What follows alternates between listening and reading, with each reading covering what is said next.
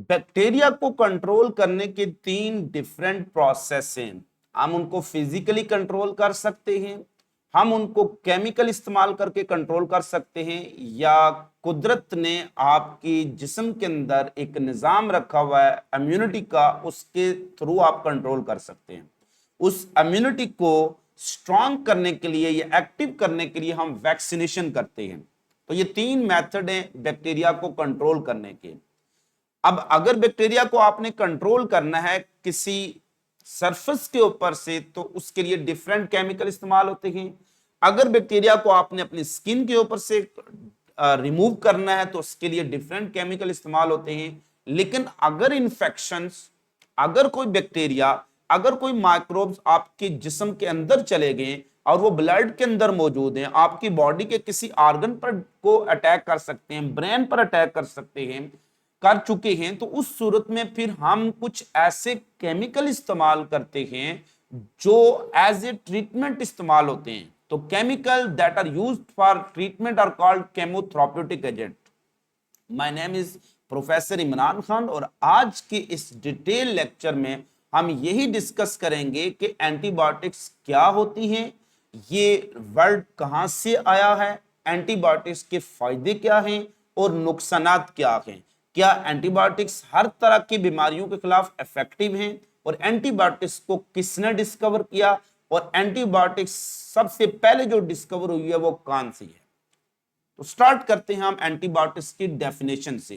तो जैसे मैंने आपको बताया कि जब भी आप बायोलॉजी से रिलेटेड या कोई भी चीज याद कर रहे हैं या उसको समझ रहे हैं, तो पहले आपको एक वर्ड में उसके बारे में पता आना चाहिए कि वो है क्या चीज। जैसे एंटीबायोटिक्स के बारे में मैं आपसे अगर दो ऑप्शन दे दूं, इनमें से किसी एक को चूज करें, तो आप क्या चूज करेंगे? Antibiotics are actually chemicals, or antibiotics are protein. इन दोनों में से क्या चूज करेंगे आप? तो antibiotics are chemicals, not antibiotics are protein. कोई एंटीबायोटिक्स वो केमिकल होते हैं जो कि हम यूज करते हैं माइक्रोबियल इंफेक्शन को खत्म करने के लिए। इसलिए जब भी हम यूज ऑफ केमिकल करते हैं फॉर द ट्रीटमेंट पर्पस, तो इस प्रोसेस को कहते हैं कीमोथेरापी। क्लियर? तो use of chemicals to treat any disease is called chemotherapy. अब अगर ये आप कैंसर के लिए इस्तेमाल कर रहे हैं तो इसको भी हम कीमोथेरापी कहेंगे। और अगर आप किसी भी कोई भी आपको ऐसी डिजीज है जो कि किसी माइक्रोब्स की वजह से है और उसके खिलाफ आप एंटीबायोटिक्स या ड्रग या केमिकल इस्तेमाल करें, इसको भी हम कहेंगे केमोथेरापी। केमोथेरापी में जो भी केमिकल आप इस्तेमाल करते हैं, these are called chemotherapeutic agents. So antibiotics क्या हैं? These are chemotherapeutic agents. किस मकसद के लिए यूज करते हैं? For the treatment of infectious disease. अब सवाल एक और पैदा हो जाता है कि इंफेक्शियस डिजीज होती कौन सी हैं? हम कहते हैं हमें इंफेक्शन हो गया। इंफेक्शियस डिजीज वो होती हैं जो कि माइक्रोब्स की वजह से होती हैं। वो किस वजह से होती हैं? माइक्रोब्स की वजह से होती हैं। और माइक्रोब्स क्या हैं? ये वो छोटी छोटी मखलूकात हैं, ये वो लिविंग ऑर्गेनिज्म हैं, ये वो माइक्रो ऑर्गेनिज्म है जो हमें आंख से नजर नहीं आते हैं। यानी इस बॉल पॉइंट के ऊपर, इस पॉइंटर के ऊपर इतनी ज्यादा माइक्रो ऑर्गेनिज्म मौजूद है, लेकिन मुझे नजर नहीं आ रहे हैं। इससे मुझे इन्फेक्शन हो सकती है, लिहाजा इसको मुझे साफ करके इस्तेमाल करना चाहिए। तो माइक्रोब्स में वायरस आ जाते हैं, माइक्रोब्स में बैक्टीरिया आ जाते हैं, और माइक्रोब्स में फंगस आ जाती हैं। कोई भी जब ये चीजें वायरस, बैक्टीरिया या फंगस अगर आपकी बॉडी पर अटैक कर लें, तो इसको कहते हैं हम इन्फेक्शन, और इसकी वजह से आने वाली डिजीज को कहते हैं इन्फेक्शियस डिजीज। अब सवाल ये पैदा होता है कि क्या हम वायरल इन्फेक्शन के खिलाफ भी एंटीबायोटिक को इस्तेमाल करेंगे? तो नहीं। सो हम कौन सी इन्फेक्शन के लिए एंटीबायोटिक को इस्तेमाल करेंगे? तो antibiotics are actually chemotherapeutic agents that are used for the treatment of bacterial और fungal infection. So that will be the right definition for antibiotics. These are the chemotherapeutic agents used for the treatment of bacterial and fungal infection. Origin of term, ये term कहां से arise हुई है? तो ये Greek term है जो दो ग्रीक वर्ड से निकली है, एंटी और बायो से। एंटी का मतलब होता है अगेंस्ट और बायोस मीन लाइफ, यानी ये वो केमिकल हैं जो लाइफ को खत्म करते हैं। अब इसका मतलब है कि अगर हम इसको इस्तेमाल खुद करेंगे तो हमें भी खत्म कर देंगे, नहीं, ये हमारी बॉडी के ऊपर कुछ साइड इफेक्ट तो छोड़ेंगे जिसको हम बाद में डिटेल में पढ़ेंगे, लेकिन एंटीबायोटिक्स सिर्फ और सिर्फ माइक्रोबियल लाइफ को किल करती हैं। So these are used in treatment of infectious disease. हम बैक्टीरियल या फंगल इंफेक्शन के खिलाफ इनको इस्तेमाल करते हैं।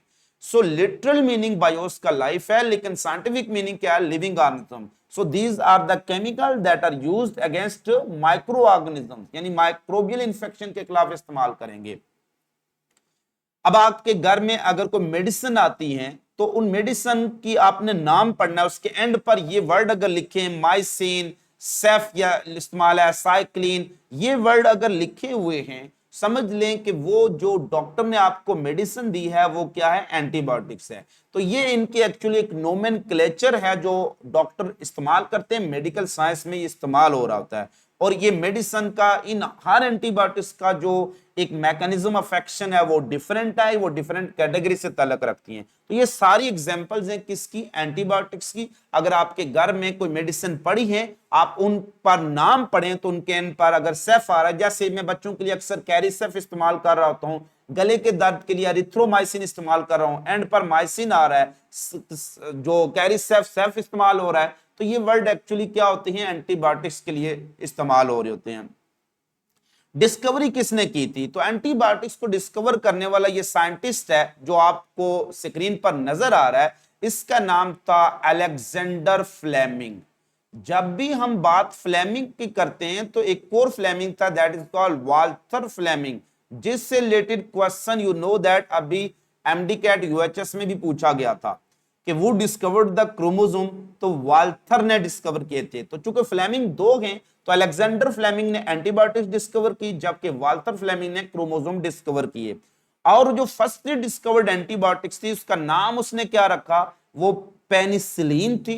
चूंकि वो जिस फंगस फंजाई से डिस्कवर हुई थी, ये फंजाई आपके घर में जब भी आप देखें जो सिट्रस फ्रूट है, ऑरेंज है, इस तरह से माल्टा है, मौसमी है, लीमू है, इसके ऊपर आप अक्सर देखें खराब हो जाते हैं और ये ग्रीन ग्रीन सी लेयर चढ़ जाती है, तो ये ब्लूइश ग्रीन कलर, यहां पर ये फंगस ग्रो करती है। इस फंगस को हम कहते हैं एक इम्परफेक्ट फंगस।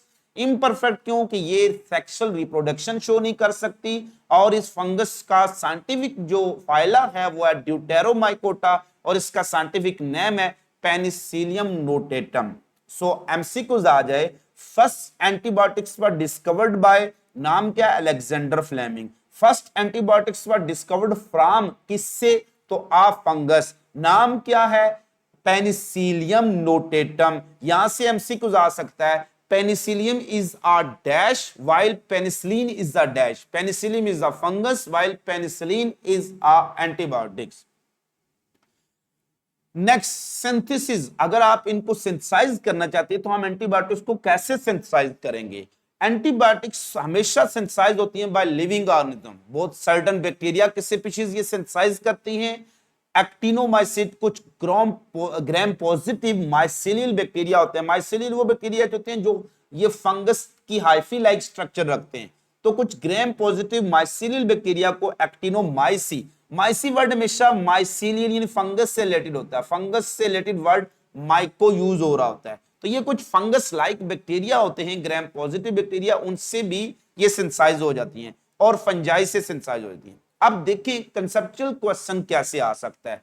अगर क्वेश्चन आ जाए एंटीबायोटिक्स आर सिंथेसाइज्ड बाय, तो आंसर क्या होगा, ऑल ऑफ दिस, ठीक है ना, बैक्टीरिया से भी, एक्टिनोमाइसिट से भी और फंजाई से भी। तो antibiotics are synthesized by all of this, but first antibiotics were discovered from, तो फिर आंसर फिर क्या होगा, सिर्फ फंजाई, क्योंकि पहली एंटीबायोटिक जो डिस्कवर हुई थी वो किससे हासिल हुई थी, फंजाई। यहां से एक और कंसेप्चुअल क्वेश्चन आपसे पूछा जा सकता है कि chemical that are obtained from living organism and work against living organism, यानी वो कौन से केमिकल हैं जो लिविंग ऑर्गेनिज्म से ही हासिल होते हैं और अगेंस्ट काम भी किससे करते हैं, लिविंग ऑर्गेनिज्म, तो वो क्या होती हैं, एंटीबायोटिक्स। कुछ एंटीबायोटिक्स जो बैक्टीरिया से हासिल होती हैं और बैक्टीरिया के खिलाफ ही काम करती हैं, वो एंटीबायोटिक्स जो अगेंस्ट बैक्टीरिया होती हैं उनको एंटी बैक्टीरियल कहते हैं, जो फंगस के अगेंस्ट काम करती हैं उनको एंटी फंगल कहते हैं। यूजेस क्या है, हम एंटीबायोटिक्स को इस्तेमाल क्यों कर रहे हैं। तो एंटीबायोटिक्स आर इफेक्टिव अगेंस्ट, किसके खिलाफ इफेक्टिव होते हैं, बैक्टीरियल इन्फेक्शन या फंगल इन्फेक्शन के खिलाफ। यानी हम इनको दो तरह के इन्फेक्शन को किल करने के लिए इस्तेमाल कर सकते हैं। अगर कोई डिजीज आपको बैक्टीरिया की वजह से हुई है या फंगस की वजह से हुई है तो हम एंटीबायोटिक्स को इस्तेमाल कर सकते हैं, but not effective against viral और अदर डिजीज।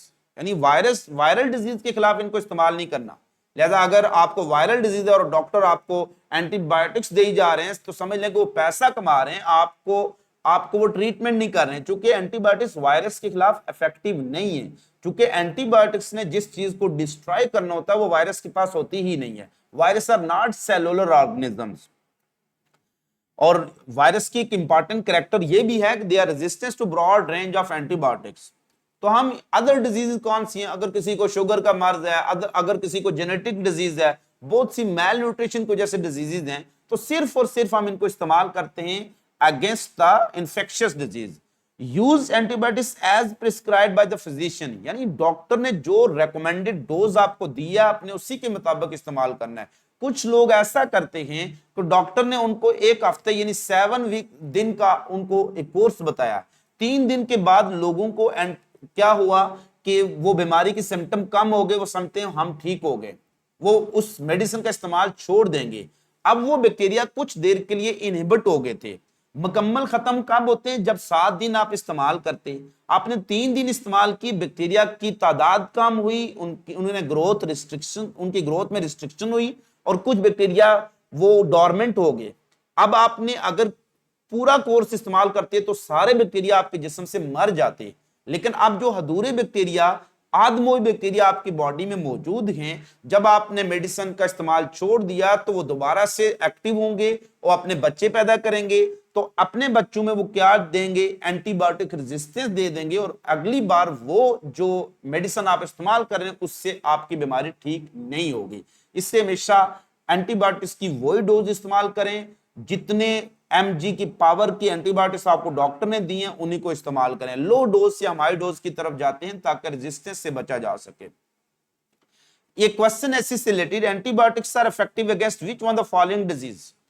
अब यू नो दैट कि वो डिजीज जो सिर्फ और सिर्फ बैक्टीरियल इंफेक्शन की वजह से उनके खिलाफ इफेक्टिव होंगी। जैसे यहां पर मेजल्स एंड कोलरा जो होती हैं, ये दोनों डिजीज बैक्टीरियल इंफेक्शन की वजह से उनके खिलाफ इफेक्टिव होंगी। लेकिन यहाँ जो मीजल्स एंड कोलरा है, इसमें मीजल जो है वो वायरस की वजह से है, लिहाजा ये ऑप्शन रॉन्ग हो जाएगा। ट्यूबरकुलोसिस और कोलरा ये दोनों बीमारियां ऐसी हैं जो किस वजह से हैं, बैक्टीरिया की वजह से, लिहाजा इनके खिलाफ एंटीबायोटिक्स इफेक्टिव होंगी। इसी तरह से एड्स और हेपेटाइटिस दोनों वायरल डिजीज हैं, इनके खिलाफ इफेक्टिव नहीं होंगी। हर्प्स और एड्स दोनों वायरल डिजीज हैं, इनके खिलाफ इफेक्टिव नहीं होगी। लिहाजा अगर आपको कोई एमसीक्यूज आ जाता है जिनमें कोई एक भी ऐसी डिजीज है जो बैक्टीरिया या फंगस की वजह से नहीं है तो उसके खिलाफ एंटीबायोटिक्स इस्तेमाल नहीं हो सकती।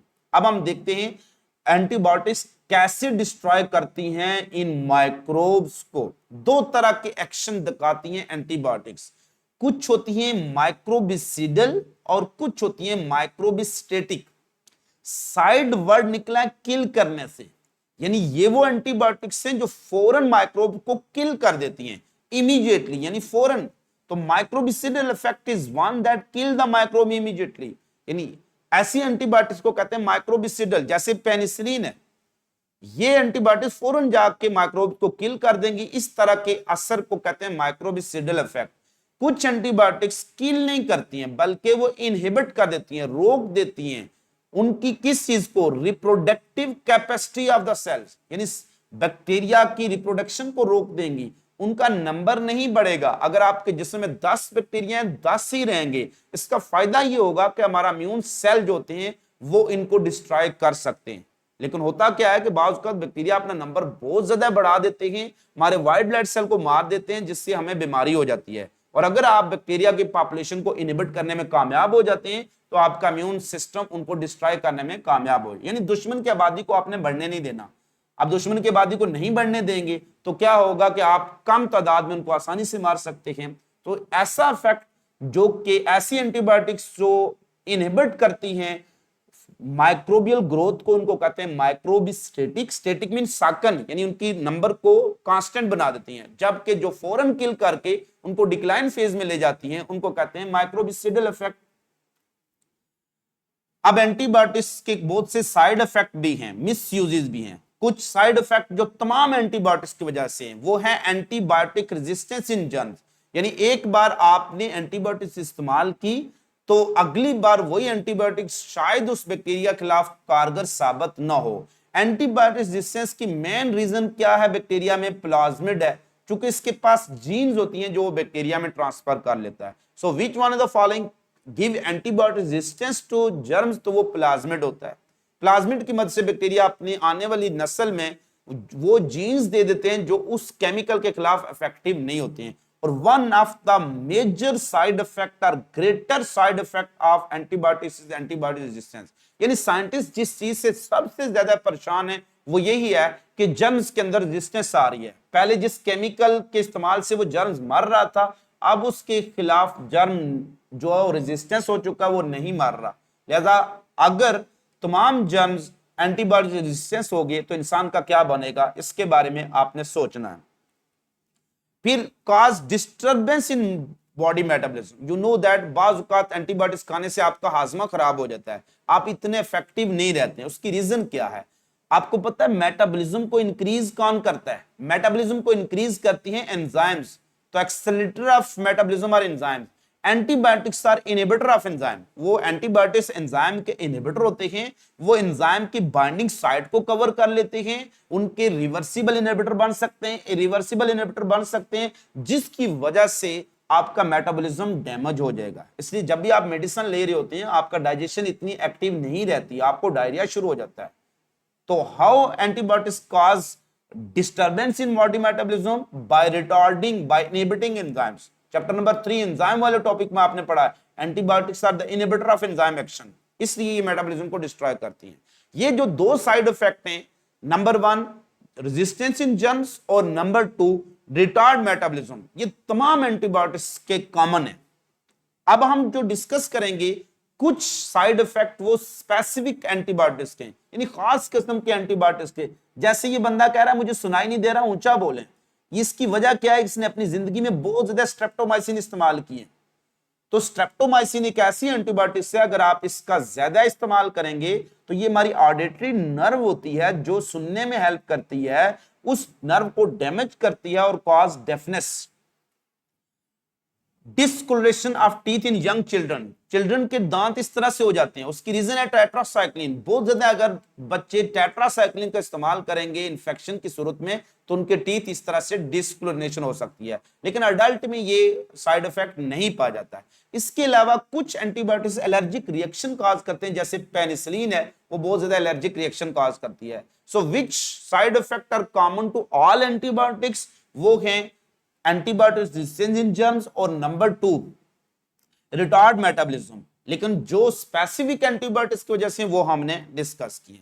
तो this is all about antibiotics. Antibiotics क्या हैं, इनका इस्तेमाल कोशिश करें कम से कम करें। एंटीबायोटिक्स से मिलता जुलता वर्ड है एंटीबॉडीज, वो प्रोटीन होती है, वो हमारी बॉडी खुद पैदा करती है against the these infectious disease. खुश रहिएगा, खुश रखिएगा, दुआ में याद रखिएगा। फिर मिलेंगे छोटी सी ब्रेक के बाद।